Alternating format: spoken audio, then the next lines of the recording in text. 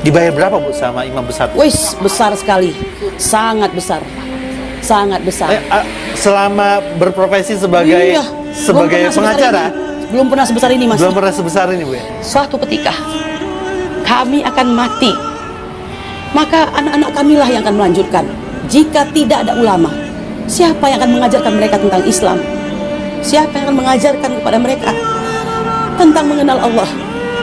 Maka pada hari ini saya katakan, jika saya punya kemampuan sedikit saja untuk membela, akan saya lakukan itu. Maka pada hari ini saya katakan, jika saya punya kemampuan sedikit saja untuk membela, akan saya lakukan itu.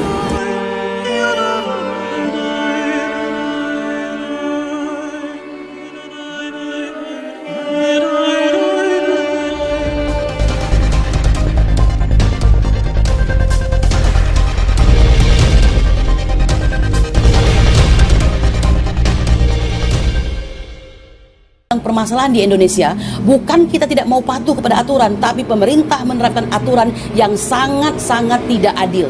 Jadi tidak ada konsistensi di situ, ya kan? Coba, baru di Indonesia ada pelanggaran prokes dihukum sebagai seorang pesakitan atau terpidana. Cari di bumi lain, ada nggak kira-kira begitu? Ya, kan karena sebenarnya kan banyak pelanggaran prokes yang cukup menyibak perhatian ya. Banyak sekali. Salah satunya dulu Bupati ketua DPRD Tegal ya, ketua DPR ya pejabat salah satu di Tegal menyelenggarakan acara di ini, kemudian di beberapa lokasi juga gitu, termasuk juga. Nah, ini memang agak sedikit spesial ya.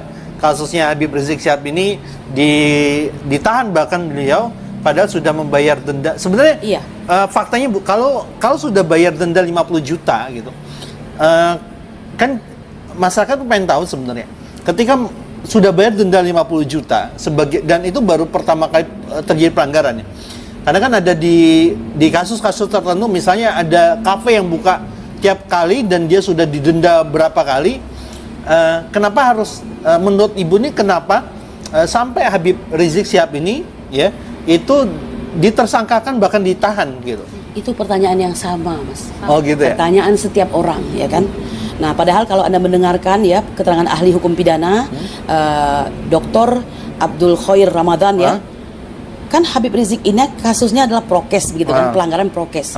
Beliau sudah membayar denda terbesar loh, 50 juta rupiah. Yeah. Ini soal pelanggaran, bukan pidana, tetapi dipaksakan ke arah pidana. Kan begitu. Padahal orang tidak boleh dihukum secara dua kali atau nebis in idem gitu kan. Nah, ini bisa diperdebatkan. Nanti ada, maaf saya katakan, ada ahli hukum tata negara dari pihak yang condong ke arah aparat akan mengatakan wah itu tidak nebis in idem. Ya silakan saja. Tapi kita kan bisa melihat ini, ya kan, faktor-faktornya, latar belakang kejadiannya seperti apa, kan seperti itu. Jadi kalau Anda tanyakan mengapa, itu pertanyaan kita semua, tapi sebenarnya mungkin jawabannya sudah ada di hati semua rakyat Indonesia. Sebelum saya tutup nih Bu, ini ya. Pertanyaan privasi yang juga saya tanyakan ke Ustadz atau Bang Aziz Yanwar, iya. pengacara IB juga yang lain. Iya.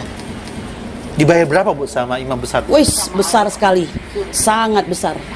Sangat besar.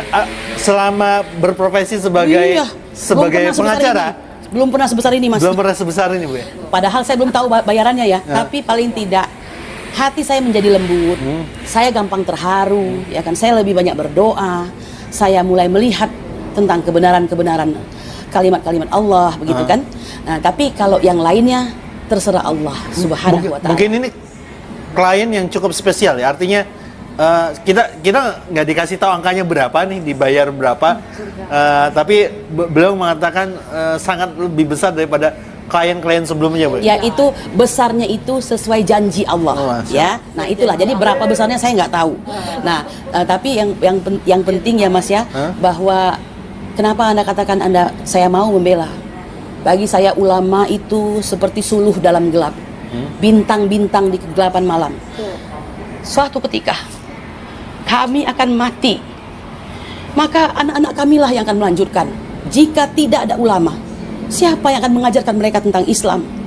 Siapa yang akan mengajarkan kepada mereka tentang mengenal Allah? Maka pada hari ini saya katakan, jika saya punya kemampuan sedikit saja untuk membela, akan saya lakukan itu. Saya kira demikian.